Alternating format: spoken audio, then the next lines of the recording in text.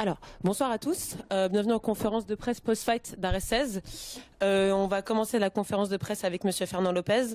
Fernand, si tu veux bien d'abord, avant de passer aux questions, énoncer les bonus de la soirée ainsi que les entrées, s'il te plaît. Alors, les entrées, on a fait une salle à 3500. Les bonus de la soirée, c'est agressivité sur Twitter, c'est Baki. On a rajouté un autre bonus à quelqu'un d'autre qui a fait on a considéré qu'il était assez offensif. Donc, on a rajouté un bonus à une autre personne à qui on pense qu'elle a fait elle était super offensive, c'est Youssouf Binaté. Ensuite, il y avait un KO Daguerre Imavov. Et puis, quoi d'autre? Pour le médical, on a Efren et Scuedo qui va être évacué là, parce qu'il n'est pas bien. Ensuite, on a une structure à l'œil pour l'adversaire de Virgile, Mantas, il s'appelle. Il y a qui d'autre? Il y avait l'adversaire de Coleman qui a mal au genou, qui a une attelle mais qui ne va pas être évacué, ça va, c'est pas super grave. Mais voilà, grosso modo, tous les autres se portent bien. On passe aux questions. Est-ce que vous avez des questions du coup? Bonsoir Fernand, Julien de La Mêlée. Félicitations déjà pour cet événement qui est selon moi l'un des meilleurs depuis la création de l'organisation. Ma question c'est à propos de Youssouf Binaté qui a demandé un adversaire de haut niveau pour son prochain combat. Donc ma question tout simplement, est-ce que tu as un nom en tête pour Youssouf? Pas encore. Non, je n'ai pas de nom en tête, mais c'est une catégorie où là il a combattu à 66 kg, mais sa catégorie c'est 61 kg. Je sais qu'il y a un carré d'or, je sais qu'il y a Elias Boukzedan quelque part. Je sais qu'il y a Abou, je sais qu'il y a le match Abou et puis Moustapha Aïda déjà booké pour le 1er septembre. D'ailleurs, j'ai dit le 1er septembre, mais je profite pour vous dire que l'événement du 1er septembre est décalé. Parce que la salle de la scène musicale, finalement, n'est pas encore chaude à autoriser le MMA. Et donc, on n'avait pas de salle. On n'avait aucune réservation pour le 1er septembre. On a fait toute la France, enfin tout Paris. Galère totale pour le 1er septembre. Et là, finalement, on a trouvé la scène musicale et il change d'avis. Donc, du coup, le 1er septembre, ça va être décalé. On ne sait pas encore quand. On cherche. En tout cas, il y a un carré qui est puissant avec Elias, avec Abou, avec Moustapha Haïdar. Et il y a Binaté qui se présente comme une vraie menace. Et donc, je ne sais pas encore. On va réfléchir avec toute l'équipe du matchmaking pour voir ce qu'on fait. Bonsoir Fernand, Andrea de Boxmag. Déjà, félicitations pour cette soirée. Moi, j'avais une question au sujet de Baki. Il devait combattre pour la ceinture ce soir normalement. Est-ce que tu peux nous confirmer que son prochain combat, ce sera bien pour la ceinture? Oui, ça devrait être pour la ceinture. Si c'est sur ouais, ce sera pour la ceinture. Si c'est, il devra combattre pour la ceinture. Il a mérité la ceinture. Il y a plusieurs, hein, ils sont 2 ou 3 à mériter la ceinture, mais je pense qu'on va trouver une solution pour qu'ils combattent pour la ceinture. Et puis, on verra bien avec celui qui voudra le challenger. Bonsoir Fernand Noé de Cover. Moi j'avais une question pour la ceinture des poids plumes. On sait que Damien Lapillus est suspendu pour le moment, même s'il a fait l'appel de la décision. Est-ce qu'aujourd'hui, alors que ça pousse au portique un peu chez les poids plumes, tu as prévu de remettre en jeu la ceinture rapidement ou on attend un petit peu? Non, je pense que très rapidement, on va mettre rapidement la ceinture en jeu, notamment entre... ça va probablement être... comment il s'appelle, Aliou Niaé, peut-être contre Tonakrol. Non, qu'est-ce que je dis? Non, c'est plutôt Daguerre Imavov contre Tonakrol. C'est le combat qu'on a en tête. Je n'ai pas encore, c'est pas encore confirmé, mais on a en tête Daguerre Imavov contre Tonakrol, match revanche. Et ça fait quelques temps qu'on n'a pas eu de nouvelles de Ragnar Le Breton, on sait qu'il devait combattre. Est-ce que tu as une date en tête pour son retour ou est-ce que tu penses le revoir avant la fin de l'année? Décembre plutôt, ou décembre 2024. En gros, Ragnar Le Breton a une carrière, comme vous savez, une carrière de comédien, un acteur, un homme d'affaires. Et donc, quand il met tout en pause, il s'entraîne. Et quand il arrête de s'entraîner et qu'il redémarre, il met tout en pause du côté de l'entraînement. Donc là, il n'est pas prêt, il n'est pas chaud avant la fin de l'année. Et une dernière question, il y a beaucoup de combattantes qui ont été récupérées par l'UFC depuis la dernière édition. Bon, c'est un signe de bonne réussite pour Ares, qui ça le pose comme un tremplin. Mais est-ce que tu penses parvenir à regonfler le roster féminin assez rapidement? C'est une très bonne question, mais on le fait à une vitesse grand V. On signe pas mal. On a signé pas mal de jeunes filles, de vrais talents qu'on ne connaît pas encore, des profils dont je vais taire les noms pour le moment, mais on a signé pas mal de jeunes filles pour renflouer le roster. Ce qu'on aime faire, c'est ça, c'est d'écrire l'histoire simplement. On laisse les jeunes arriver, on les développe comme on peut, on leur donne l'exposition, ils passent ailleurs, et ensuite nous on reprend d'autres jeunes. Chacun à son niveau. L'UFC, il y a des combats ce soir qui avaient un niveau tellement... Enfin, le combat de Mantas, par exemple, contre Virgil Auguin, c'est du très haut niveau. À l'UFC, il y a des combats qui ne méritent même pas d'avoir ces niveaux-là. Ils ont fait, c'est du très haut niveau. Et la réalité, c'est que même si on se débrouille bien, dans l'Hexagone, on fait ce qu'il y a de meilleur, au bout d'un moment, on n'aura pas les moyens de les retenir. Et si l'UFC les demande, on devrait les laisser pour faire briller ces jeunes. Et voilà. Donc, on ne va pas arrêter de passer les jeunes parce qu'on a peur de ne pas avoir. On va juste ouvrir les vannes et recruter d'autres jeunes pour faire avancer la ligue. Bonsoir Fernand, Agnès de Culture MMA. Je vais avoir 3 questions comme ça, on sait tout de suite. La première... Comme ça, on ne te pique pas le micro, c'est ça. Tu m'as dit quoi? Oui, voilà. Comme ça, le micro, tu le confisques. Voilà, c'est ça, c'est ça. La première question sur le combattant du main event de ce soir, Bayzancourt Shamsudinov. Tu l'as annoncé, c'est quasiment sûr, il sera le prochain sur la ceinture. On sait que l'année dernière, lors de l'UFC Paris, il y a eu une petite surprise du chef de ta part avec William Gomis, qui est apparu sur la carte de l'UFC alors qu'il devait combattre sur la carte d'Ares la veille. Est-ce qu'on peut avoir encore une petite surprise du chef pour cette année? C'est possible. Avec peut-être quelqu'un de la carte de ce soir? C'est possible. Tout est possible. Non, je préfère être honnête avec vous, sincèrement. Ces jeunes, je sais c'est quoi leur rêve. Ils arrivent sur Ares et ils annoncent la couleur. On rêve de devenir champion d'Ares un jour. Mais si l'UFC se présente, c'est le rêve de ma vie. Et donc, si il y a certains qui... L'UFC les connaît déjà. Genre, le combat de ce soir-là, Sean Shelby a regardé le combat pour regarder Baki combattre. Ça a dû lui plaire alors. On verra bien si ça lui a plu. Mais en tout cas, si jamais il a la chance qu'il est appelé, voilà quoi. Ils ont leur chance, ils ont chacun la possibilité d'aller briller et faire leur carrière si ça se passe bien pour eux. Ok. Deuxième question, du coup en restant sur un petit peu l'événement de l'UFC, il y a une personne qu'on attend tous, j'ai limite pas besoin de citer son nom, Abdul, forcément. On entend soit des rumeurs PFL, puis ça revient sur des rumeurs UFC, ça fait 1 an et demi qu'on l'attend tous à l'UFC et qu'il a totalement sa place. Tu nous avais parlé de peut-être un potentiel combat contre un top 15 immédiatement. Est-ce qu'on peut avoir un petit update sur la situation? L'update, c'est que je suis comme vous. Je suis impatient. Je suis impatient d'avoir le nom, mais je n'aurai pas le nom malheureusement. Mais sincèrement, je suis à votre... On a la même dimension d'info dans le sens où vous allez... Une petite astuce pour voir quand ça bosse dans la catégorie.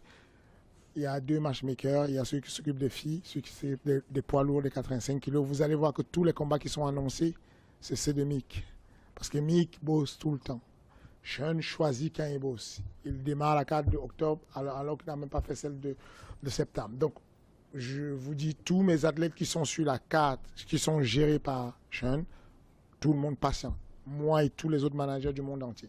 Ah, donc Abdul sera sur la carte, on lui cherche un adversaire juste? ça c'est ce que je vous avais déjà dit, c'est que la conversation a été claire, il devrait être là-dessus pareil. Ok, dernière question du coup, la troisième. Question un petit peu fâcheuse entre guillemets. Damien Lapillus, forcément je suis obligé de revenir sur lui. C'était son événement ce soir normalement. Il a été sanctionné par la FLD pour des produits dopants. Enfin bref, il a pris 3 ans de suspension. Est-ce que tu peux nous donner un petit peu plus d'infos sur cette suspension? Est-ce qu'il n'a pas le droit de s'entraîner du tout en France? Est-ce qu'il n'a plus le droit de combattre en France? Et surtout, est-ce qu'on peut le voir à l'étranger justement? Et pourquoi pas le PFL? Moi j'ai cru comprendre qu'il y avait des rumeurs. Si Damien Lapillus est convaincu de dopage, il n'a pas... La bonne solution n'est pas d'aller à l'étranger. Où que tu ailles, aujourd'hui, la lutte antidopage est globale. La lutte antidopage, on a la FLD, mais on a l'AMA au-dessus, l'Agence mondiale antidopage. Et le but est simple. C'est de lutter contre le dopage où qu'il soit. Ils suivent les mecs et les pourchasser. Donc, aujourd'hui, la situation, elle est que l'avocat qui s'occupe de Damien considère qu'ils ont une bonne chance de renverser la vapeur parce que les 2 pneumologues disent le contraire et donc ils ont été reçus par l'AMA en Suisse et ça avance dans ce sens.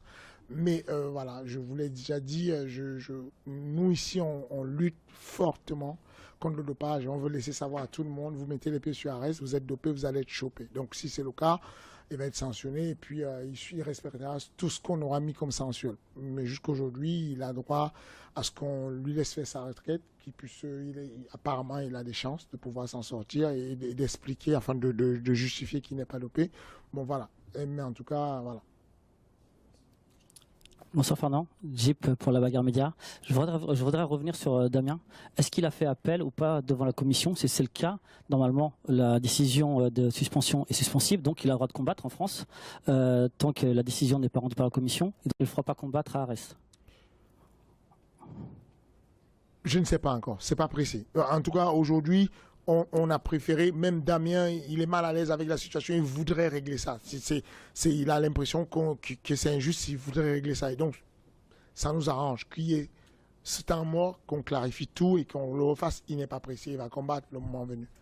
Dernière question. Aujourd'hui, on a vu la salle a été comble. Ça fait très longtemps qu'on n'a pas vu autant d'ambiance. Est-ce que les jeunes ont pris le pouvoir à Arès? Et dans ce cas-là, est-ce que la politique d'Arès va changer concernant justement le développement de ces jeunes et la mise en avant? Depuis le début, ça a été ça. Hein. C'est juste que petit à petit, on commence à resserrer un peu les choses. Mais depuis le début, vous avez bien vu, c'était toujours le passage de...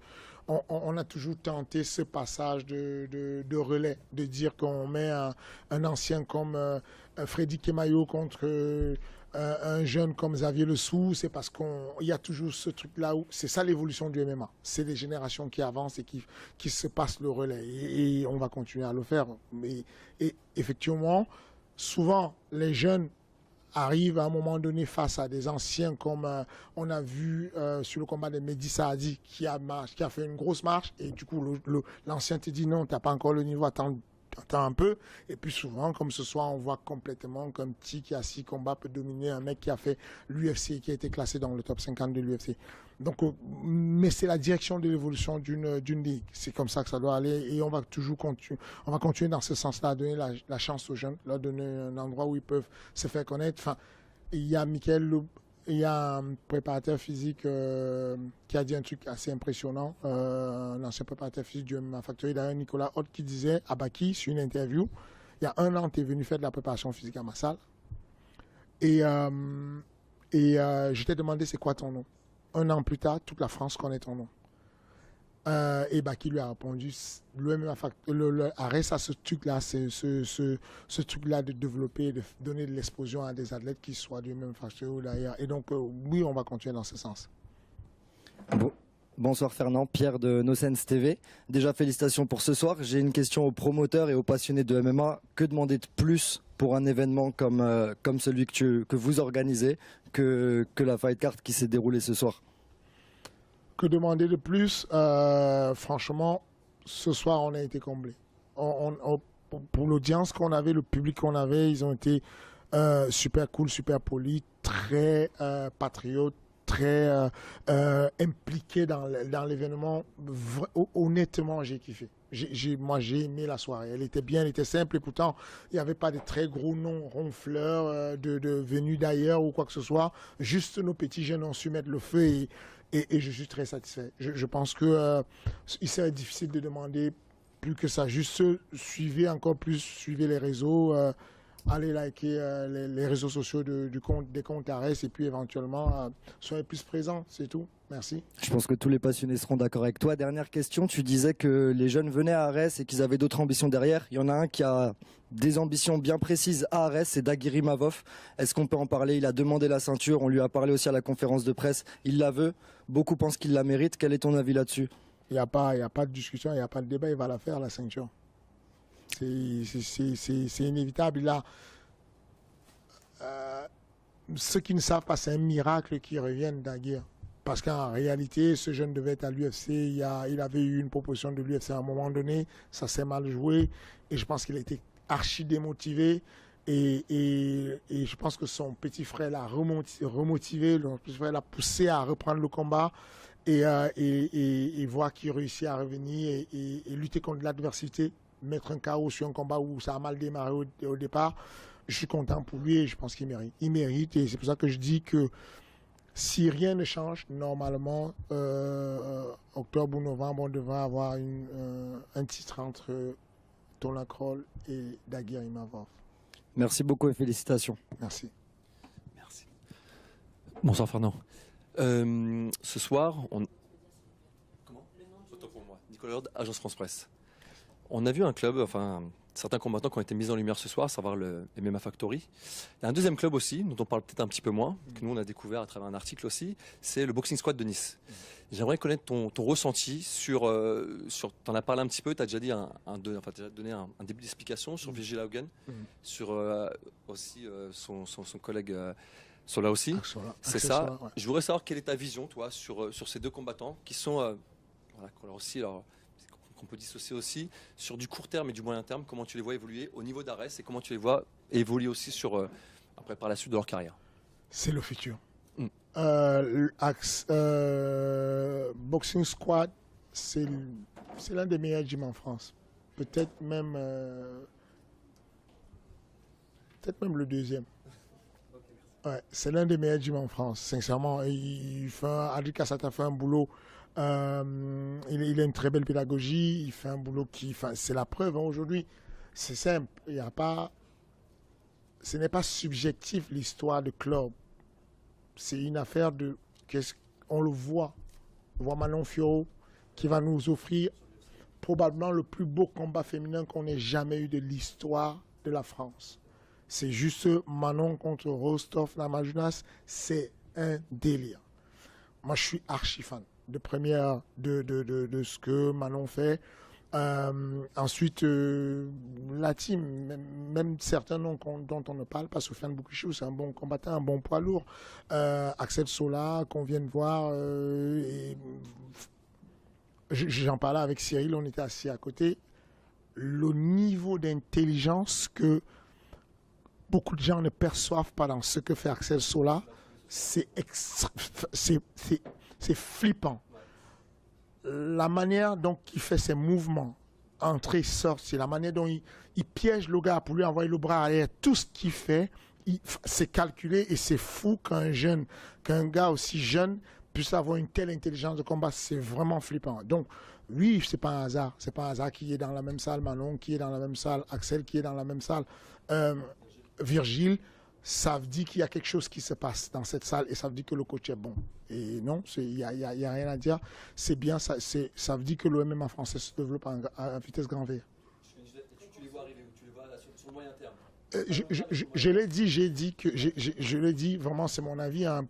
Certains critiques ne vont pas valider ce que je dis, mais c'est vraiment mon avis, mon ressenti, c'est que cette Fat 4, 50% minimum de cette Fat 4 finit à l'UFC et probablement les 1/10 finissent champion de l'UFC. Il y a du très gros talent dans ce qu'on a vu ce soir. C'est à chaque fois, il y avait des choix de frappe, la manière de frapper, Ilian Boifia, les gars, je suis sûr que parmi vous, il y a des très bons boxeurs. Vous avez compris ce qui s'est passé. Il n'y a pas eu beaucoup de grosses frappes ou quoi, mais la lecture du jeu, la manière de rentrer dans le combat et de faire de s'extirper de la zone rouge, il faut avoir des années de combat pour faire ça. Les pièges qui tendent, il faut avoir des années de combat pour faire ça. C'est trop intelligent pour un mec de cet âge et un mec qui a à peine 2 combats. Donc, moi, je suis complètement bluffé. Et oui, je pense ces noms-là, on va les voir pendant longtemps et à l'UFC. Bonsoir Fernand, Jules pour les points. 2 questions très très rapides. On a vu qu'il y avait 2 catchweights, il me semble, sur la carte de ce soir. Je voulais un peu savoir la politique d'Ares concernant les catchweights. On sait que par exemple l'UFC met en place des sanctions financières quand les combattants n'arrivent pas à faire le poids. J'aimerais savoir un petit peu à Ares comment ça se passe. Ce sont les mêmes dispositions qui sont sur Ares. Quand les athlètes ne sont pas au poids, en fonction du nombre de kilos qu'ils ont perdus, ils réservent des sous qui sont reversés à des œuvres caritatives. Donc oui, il y a une sanction dessus. D'accord. Et deuxième question, donc très rapide, un peu par rapport justement à ce catchweight. On a vu Efrain Escudero ce soir qui était dans un état de forme, certains diront un petit peu passé. Comment on fait ça? Comment on fait pour reconnaître l'état de forme de quelqu'un? C'est des propos que j'ai entendus, c'est pas forcément les miens. On savait qu'il combattait en lightweight et ce soir il était à 81 kg par exemple. Vous pensez quoi? Moi, je pense qu'il n'était pas à son poids de forme optimal. Parce que Baki, c'est pareil. Hein. Baki combat à 77, mais il n'était pas à son poids de corps. Est-ce que pourtant, il n'était pas en forme? Non, bien sûr. Mais après, c'est du ressenti visuel. Donc, du coup, vous présumez que Efrain Escudero n'était pas bien parce qu'il est un peu enveloppé, c'est ça? Non, pas du tout. C'est que vous considérez comme il a de la masse adipeuse, probablement il n'est pas bon. Non, donc, Fedor n'était pas bon. Ah non, je n'oserais pas faire ce raccourci-là. On a vu des poids lourds très athlétique avec un peu voilà. voilà. Mais donc pour revenir un peu à ma question, il a fait une performance ce soir que certains estimaient, encore une fois, c'est pas moi qui l'affirme. Certains pas vous ne pensez rien, il n'y a que les autres qui disent des choses. Des propos rapportés. Mais est-ce que vous avez des regrets justement parce qu'on sait que c'est un combat en très short notice et vous avez mis ce combat en main event. Est-ce que vous avez des regrets par rapport à ça ou pas du tout? Du tout, aucun regret, mais du tout. Ce mec-là, il freine. Il y a le seul outil de mesure qu'a le MMA dans le monde aujourd'hui, le véritable outil qu'utilise tout le monde, tous les matchmakers, c'est Fight Matrix. Sur Fight Matrix, ce mec-là est classé 200 places au-dessus de Baki. 200 places. On sait tous qu'il n'est plus jeune. Il a dit lui-même à l'interview, je sais qu'on me piège quand on m'amène dans un combat comme ça, c'est le relais, on veut passer le relais sur moi, on le sait tous. Mais on se dit, il a plus de métier, il a plus d'expérience et donc il va compenser avec l'agilité. Donc, moi je pense qu'au bout d'un moment, il faut arrêter de trouver de trouver des petites excuses. Au bout d'un moment, peut-être qu'il y a un monde parallèle où simplement, même étant en forme, même étant à 77 kilos, il ne peut pas battre Baki. Il faut qu'au bout d'un moment, on arrive à se dire, bon, même si Cote, il arrive à 70 kilos, il ne peut pas battre Baki, peut-être. Et à ce moment, voilà, juste valider, bon, voilà, c'était un combat qui allait dans un sens parce que l'autre était trop fort, pas parce que l'autre n'est pas en forme. Bonsoir Fernand, Alexandre Rousseau pour Gongarnogui. Est-ce que tu aurais des informations à nous communiquer concernant le statut de Taylor Lapillus à l'UFC? Et est-ce que tu sais s'il pourrait être présent pour l'UFC Paris en septembre? Il y a de fortes chances qu'il soit là en septembre. Taylor, il est dans le ressort de l'UFC. Enfin, c'est difficile d'aller chercher les mecs à l'extérieur s'il y a un mec qui est déjà dans le ressort de l'UFC. Donc, il y a de très fortes chances qu'il soit à l'UFC. Il mérite d'être à l'UFC. Fernand, te remercie. C'était la dernière question pour toi ce soir. Merci beaucoup. Merci à tous. Merci.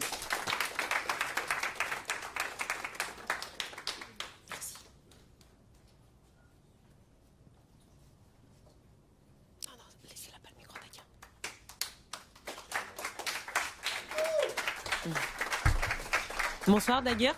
Bonsoir. Félicitations pour ta victoire. Merci. Comment tu te sens? Je me sens très bien. Est-ce que tu as des déclarations à faire ou tu préfères qu'on passe directement aux questions? Directement aux questions. D'accord. Okay.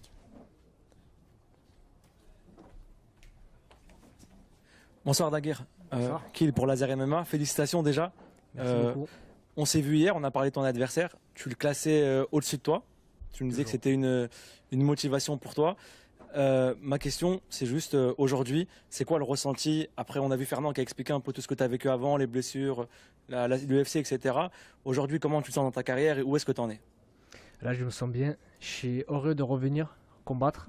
Comme je disais, je vais l'arrêter plusieurs fois ma carrière. Mais les fans, ils m'ont soutenu pour revenir. Et là, je suis très heureux de continuer.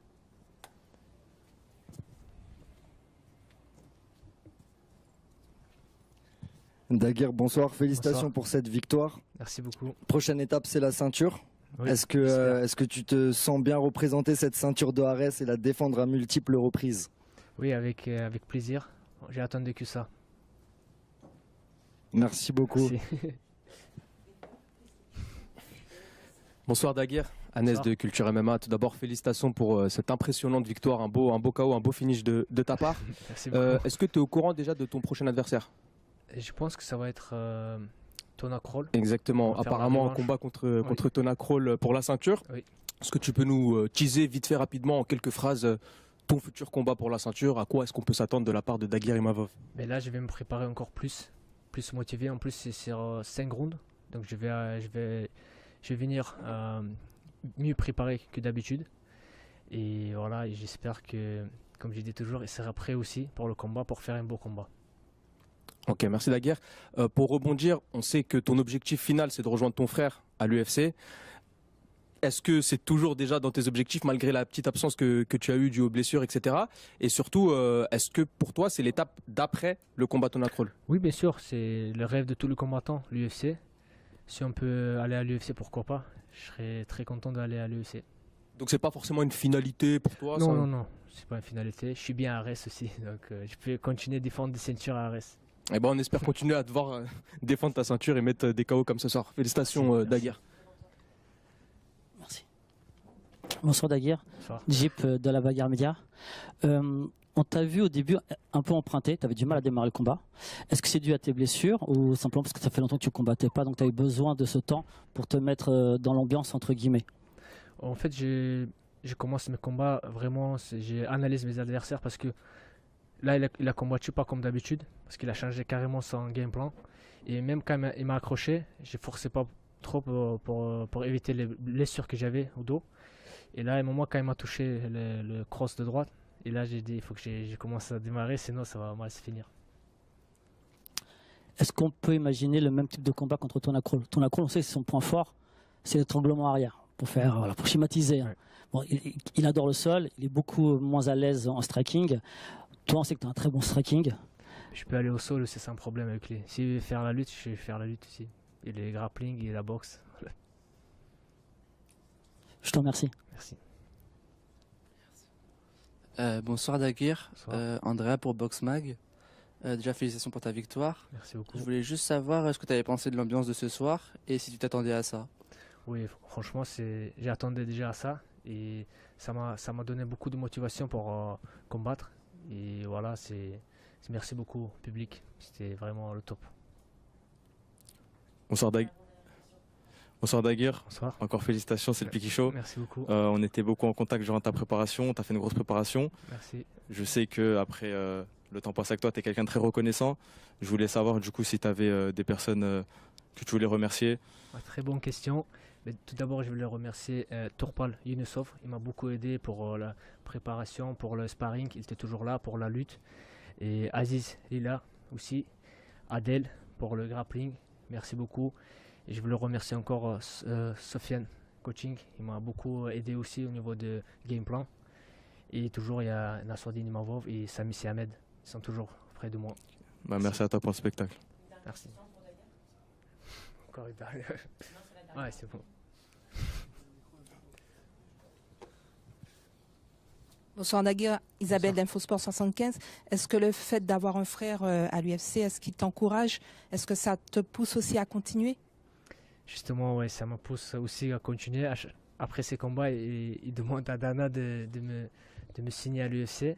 Donc c'est ça qui m'aide aussi à continuer à faire des combats. Merci beaucoup Daguerre, c'était la dernière question pour toi. Je t'en prie, tu peux disposer. Bravo encore.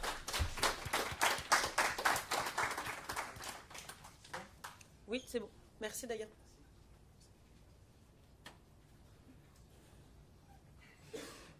Bon, nous voici en présence de Baysangor Shamsuddinov.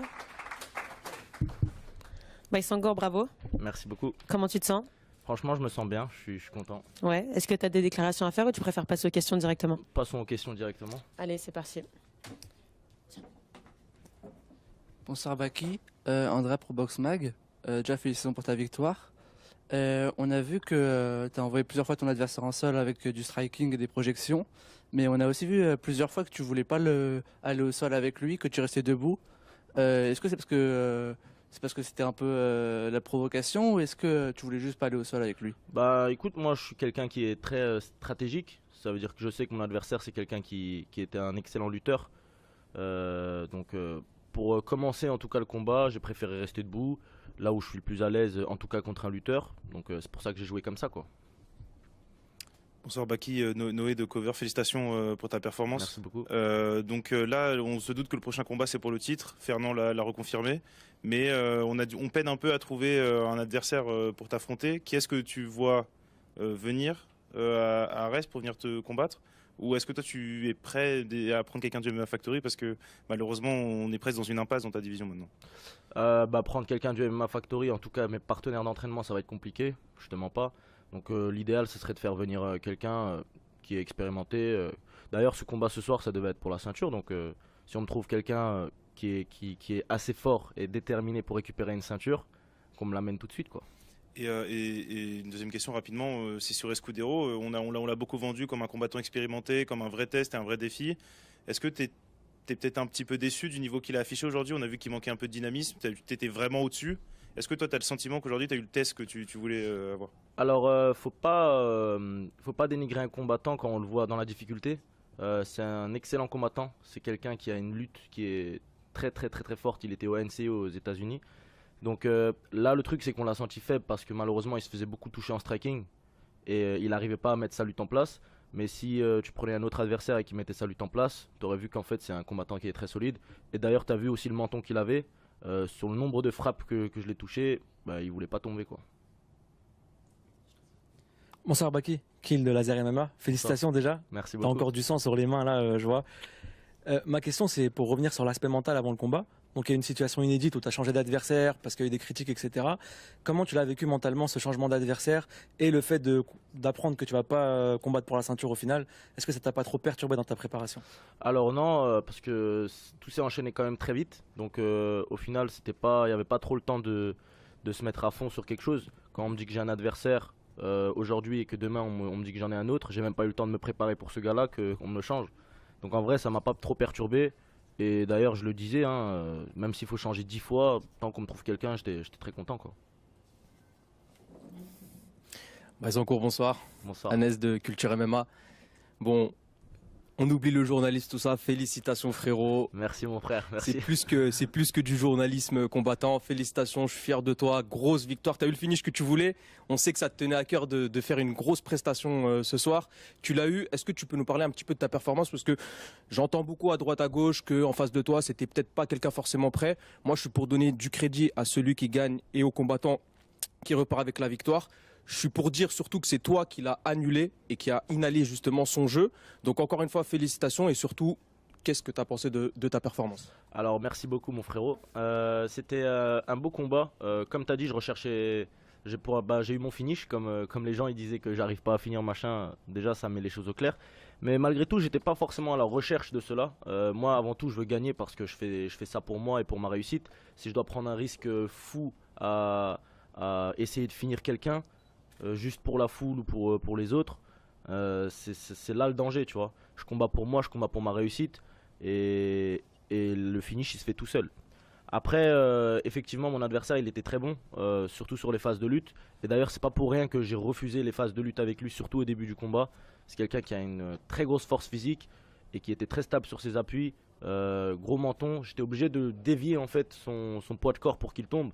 Je pense un double leg, un single leg, ça serait pas passé. C'était forcément des balayettes, des trucs comme ça. En fait, c'était un autre jeu que j'ai utilisé pour gagner, quoi.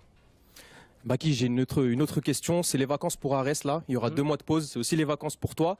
Malheureusement, tout de suite après les vacances, il y a un gros événement qui se passe à Paris. Est-ce que tu vas te laisser aller pendant ces vacances ou tu te tiens prêt pour peut-être être la surprise du chef comme l'année dernière avec William Gomis? Alors moi, dans tous les cas, dans ma manière d'être, je m'entraîne tous les jours. Donc il n'y aura jamais de laisser aller. Bien sûr, je vais me reposer, surtout si j'ai pas de trucs officiels. Mais je m'entraîne dans tous les cas, je suis toujours en forme.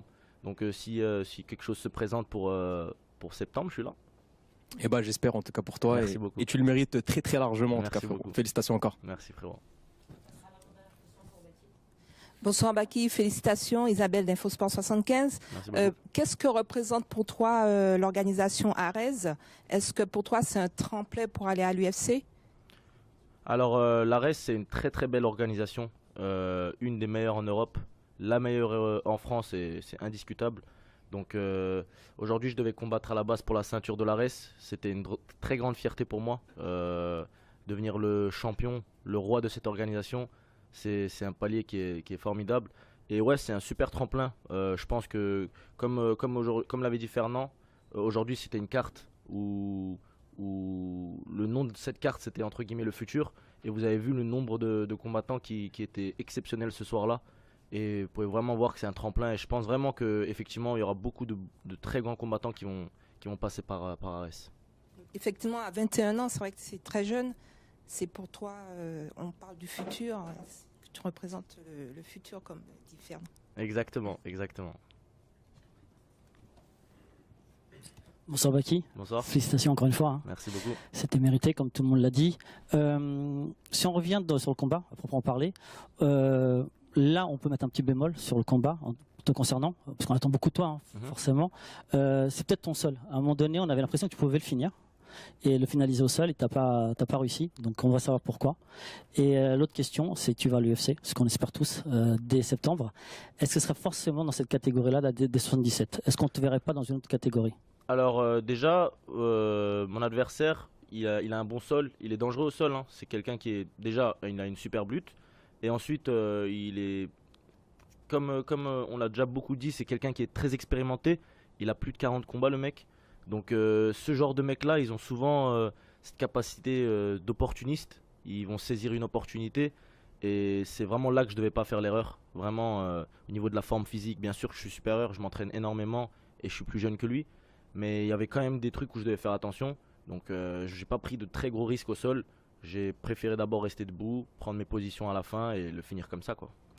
Et voilà. Et c'était quoi la deuxième question?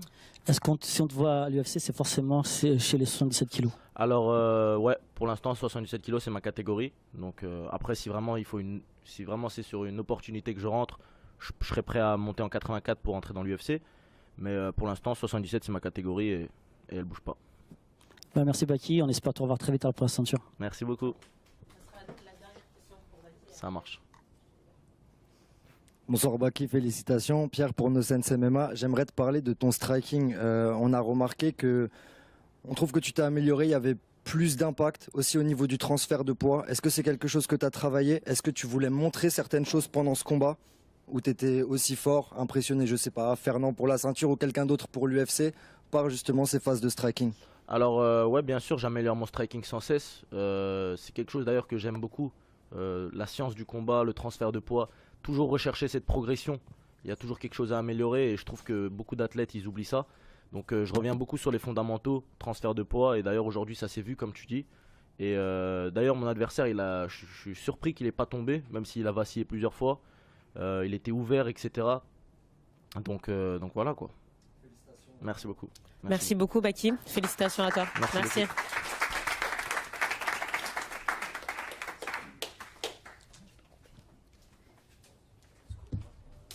Merci à vous.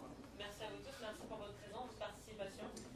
Et du coup, c'est les vacances pour Arès. On se voit à la rentrée. Bonnes vacances à tous et merci encore en tout cas.